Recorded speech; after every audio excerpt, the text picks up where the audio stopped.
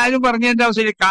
ഞാൻ ആ സമയത്ത് കാന ശേഖ സംശലുലമായ ഹല്ലഫിയ കൽബി മൂപ്പരിന്റെ ഹൃദയത്തിൽ ഇറങ്ങി. ഞാൻ എല്ലാവരോടും മറുപടി പറയുന്നത് അങ്ങനെയാണ്. ഞാനൊന്നും നോക്കി വന്നല്ല. ഞാനന്ന് എന്റെ പല്ല് വേദനയായിട്ട് ഞാൻ എറണാകുളത്ത് അവിടെ എന്തോ അതിനൊക്കെ ശരിയാക്കിക്കൊണ്ട് തിരിച്ചു വരികയാണ് നാട്ടിലേക്ക്. ഞാൻ ഇന്നത് പറയണമെന്ന് വിചാരിച്ചു വന്നതല്ല. എനിക്ക് അന്ന് പ്രസംഗിക്കാൻ വേണ്ടി നിന്നപ്പോൾ എനിക്ക് ബഹുമാനപ്പെട്ടവർ എന്റെ ഹൃദയത്തിൽ ഇറങ്ങിയതുപോലെയാണ് എനിക്ക് തോന്നിയത്. ഞാൻ ഉസ്താദിനോടൊക്കെ എന്നോട് ചോദിച്ചവരോടൊക്കെ പറയുന്നുള്ളത് സമസ്ത കേരള ജമിയത്തുൽ ഉലമയുടെ ആശയങ്ങൾക്കും അതിന്റെ തീരുമാനങ്ങൾ അതിന്റെ വാർത്തകൾക്കൊക്കെ ഏറ്റവും പ്രാധാന്യം നൽകുന്നതായ ഒരു പത്രമാണ്. അതോടുകൂടി നമുക്ക് ഈ രാജ്യത്തുള്ള എല്ലാ വാർത്തകളും പ്രസിദ്ധീകരിക്കേണ്ടി വരും.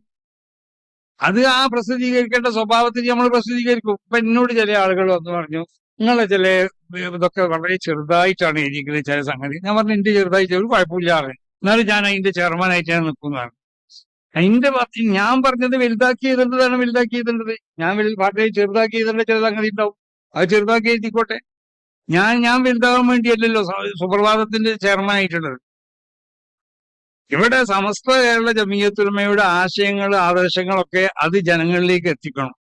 സമസ്തന്റെ നയം ജനങ്ങളിലേക്ക് എത്തിക്കണം. സമസ്ത കേരള ജമിയത്തുൽ ഉലമയോട് ബന്ധപ്പെട്ട അപ്പൊ ഇന്ന് ഈ പ്രൗഢിയുള്ള ഈ നോക്കുകയാണെങ്കിൽ ഏതെങ്കിലും ഒരു കസാലപട ഒഴിവുണ്ടോ?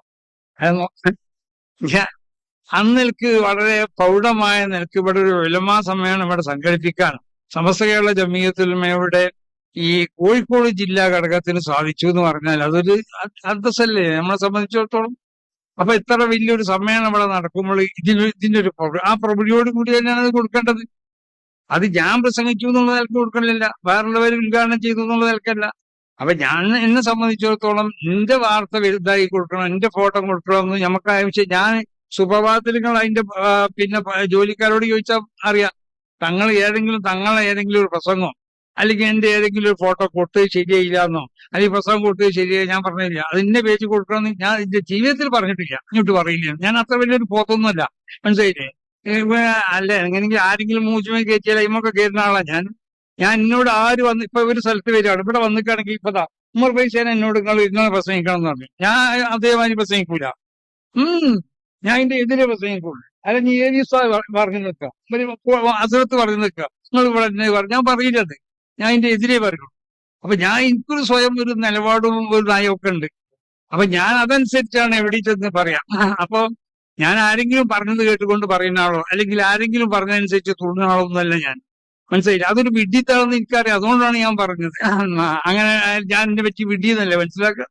അപ്പൊ നമ്മളൊക്കെ രോഗിയെക്കാളും സുഹൃത്തുക്കളായിരിക്കും. പക്ഷെ ഇവര് പറഞ്ഞതനുസരിച്ച് ഞാൻ കൊയ്യാടെ വെച്ച് കൊണ്ടുമുമ്പ് പ്രസംഗം നടത്തി. അപ്പൊ ആരോ പറഞ്ഞു തന്നതാണ് എനിക്ക്.